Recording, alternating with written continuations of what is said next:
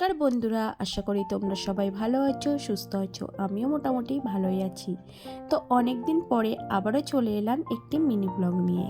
তো দেখো, সকালে ঘুম থেকে উঠে এদিকে আমি ফ্রেশ হয়ে গেছি আর একটু চারপাশটা ভিডিও করে নিলাম। তারপরে চলে গেলাম রান্নাঘরে গিয়ে আমি কুমড়ো শাকটা কেটে নিয়ে ভালো করে ধুয়ে তেলের মধ্যে 4 ফোড়ন দিয়ে, শুকনো লঙ্কা ফোড়ন দিয়ে, পেঁয়াজ দিয়ে কুমড়ো শাকটা তেলের মধ্যে দিয়ে দিলাম। আর এর মধ্যে আলু বেগুন দিয়ে দিয়েছি আর বড়িটাও ভেজে নিয়েছি।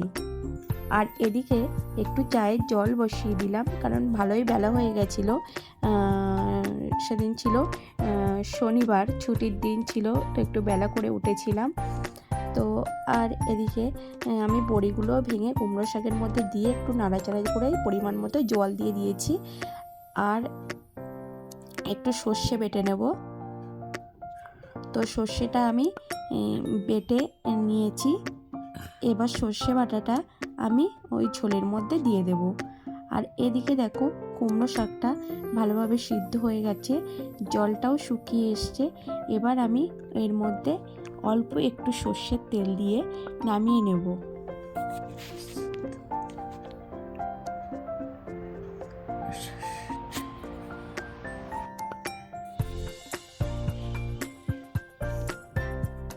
তো আমার শাকটা হয়ে গেছে, এবার আমি নামিয়ে নিলাম। তারপরে ইচ্ছে হলো সকালবেলা একটু আতপ চালের ভাত খাওয়ার, তার জন্যে আমি এদিকে হাঁড়িতে জল দিয়ে, জল গরম হয়ে গেছে, আলুগুলোকে ছোটো ছোটো করে কেটে দিয়ে দিয়েছি গরম জলের মধ্যে। জলটা একটু ভালো গরম হয়ে গেলে আমি চালটা ধুয়ে দিয়ে দেবো, গোবিন্দভোগ চাল। তো জলটা ভালো মতো গরম হয়ে গেছে, আমি গোবিন্দভোগ চালটা ধুয়ে দিয়ে দিয়েছি। তো এবারে ভালো করে ঘুরতে থাকবো, যাতে তলায় না লেগে যায়।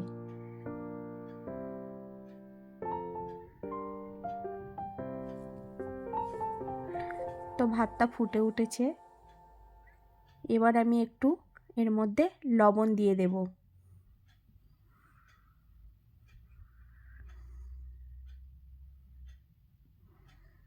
তো ভাতটা হয়ে গেছে প্রায়, এবার আমি এর মধ্যে একটু ঘি দিয়ে দেব।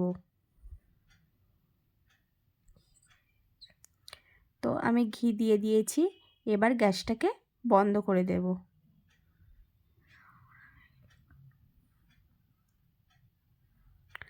আর এদিকে কড়াইতে জল দিয়ে, জলটা গরম হয়ে গেলে আমি মানকচু একটু সিদ্ধ করে নেব। তো সিদ্ধ বসিয়ে দিয়েছি।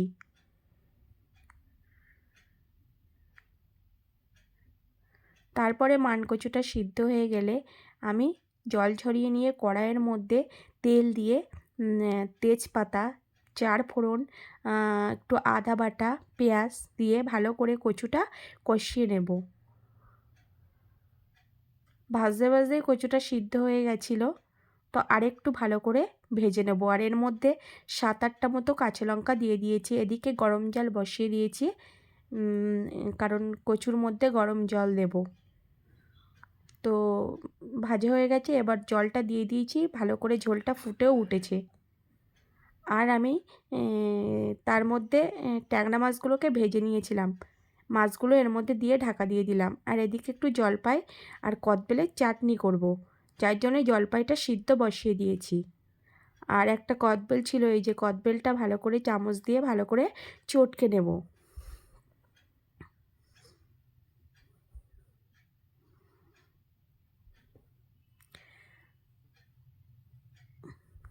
আর এদিকে কচুর তরকারিটা হয়ে গেছে, আমি নামিয়ে নিয়েছি। আজকের ভিডিওটা এই পর্যন্তই। তোমরা সবাই ভালো থেকো, সুস্থ থেকো, চ্যানেলটিকে সাবস্ক্রাইব করো।